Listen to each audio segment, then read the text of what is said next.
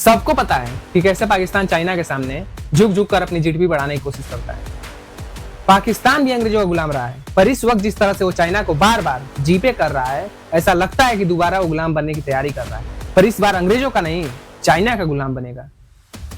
आज हम इस वीडियो में पाकिस्तान की जीडीपी के बारे में बात करेंगे और ये भी जानेंगे कि चाइना अपने यहाँ के मुस्लिम समुदाय के साथ किस तरह का व्यवहार करता है।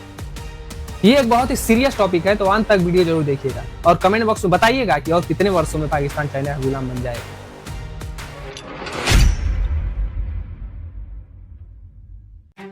$2024 में पाकिस्तान की जीडीपी लगभग 374 बिलियन यूएस डॉलर थी। एक्सपर्ट्स के अनुसार पाकिस्तान इस जीडीपी में 2025 तक 2.6% का ग्रोथ करेगी, मतलब जीडीपी ऑलमोस्ट 284 बिलियन डॉलर तक पहुंच सकती है। ये प्रोजेक्शन इंडिया ने नहीं बल्कि खुद आईएमएफ ने किया है।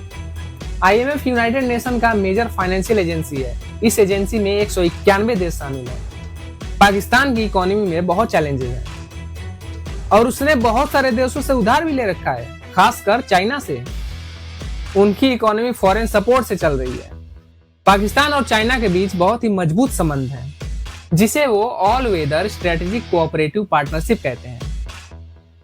पाकिस्तान को चाइना से बहुत सारी इकोनॉमिक हेल्प मिलती है, जैसे लोन और इन्वेस्टमेंट्स। एक बड़ा एग्जांपल है चाइना पाकिस्तान इकोनॉमिक कॉरिडोर, जो चाइना की बेल्ट एंड रोड इनिशिएटिव का एक पार्ट है। इसके थ्रू चाइना ने पाकिस्तान में रोड्स, पावर प्लांट्स और पोर्ट जैसे इंफ्रास्ट्रक्चर प्रोजेक्ट में बिलियन डॉलर इन्वेस्ट किए हैं।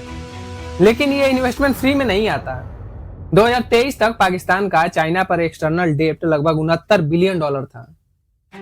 पाकिस्तान का चाइना पर केवल इकोनॉमिक नहीं बल्कि मिलिट्री और स्ट्रेटेजिक डिपेंडेंसी भी है। पाकिस्तान की मिलिट्री चाइनीज वेपन और इक्विपमेंट पर डिपेंड करती है और चाइना ने पाकिस्तान के न्यूक्लियर प्रोग्राम में भी हेल्प किया है। लेकिन ये डिपेंडेंसी बहुत ही खतरनाक है। पाकिस्तान अपनी ऑटोनॉमी खो सकता है और चाइना का वहां पर दबाव बढ़ता जा रहा है। अब बात करते हैं कि चाइना अपने यहाँ के मुस्लिम समुदाय के साथ कैसा व्यवहार करता है, खास करके सिंजियांग के उइगर मुस्लिमों के साथ। सिंजियांग में चाइनीज गवर्नमेंट ने बहुत सीरियस ह्यूमन राइट वायलेशन किया है।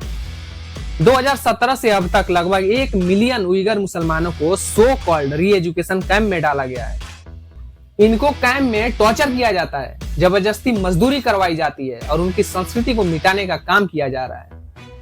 इस बात की पुष्टि दो बड़े ऑर्गेनाइजेशन अमनेस्टी इंटरनेशनल और काउंसिल ऑन फॉरेन रिलेशन ने किया है।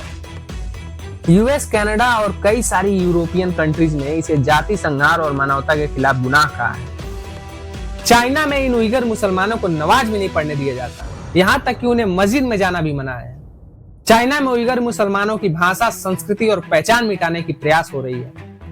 चाइना ये सब एंटी टेररिज्म के नाम पर करता है, लेकिन इंटरनेशनल कम्युनिटी इसे ह्यूमन राइट्स अब्यूज के रूप में देखती है। अब सवाल यह उठता है कि चाइना इन उइगर मुसलमानों को जिस कैंप में बंद करके रखती है, वहां पर इन्हें खाने के लिए क्या दिया जाता है? सिंजियांग के कैंप्स में कैदियों को बहुत ही बेसिक फूड मिलता है, जैसे स्टीम्ड ब्रेड और सूप।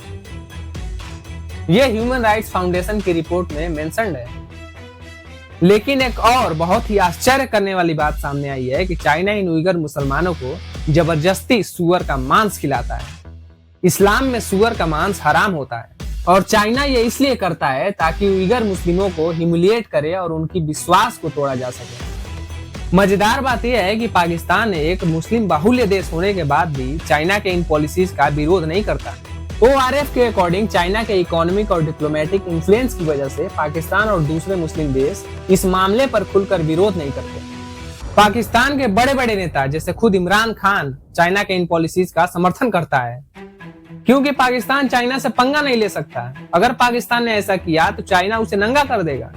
खाने पीने की तो ऐसा ही किल्लत है, शरीर से कपड़े भी उतर जाएंगे। तो दोस्तों, ये था पाकिस्तान का जीडीपी और चाइना का अपने मुस्लिम समुदाय के साथ व्यवहार और उन्हें खाने के लिए क्या दिया जाता है, उसका एक छोटा सा नमूना। पाकिस्तान की इकोनॉमी पूरी तरह से चाइना के सपोर्ट पर चल रही है। ये वीडियो देखकर आप भी सोच रहे होंगे कि जो पाकिस्तान चाइना का गुलाम बनने की कगार पे खड़ा है, तो वो आज हमें युद्ध की धमकी दे रहा है। शायद इसे ही हमारे पूर्वजों ने गीदड़ धमकी का नाम दिया है।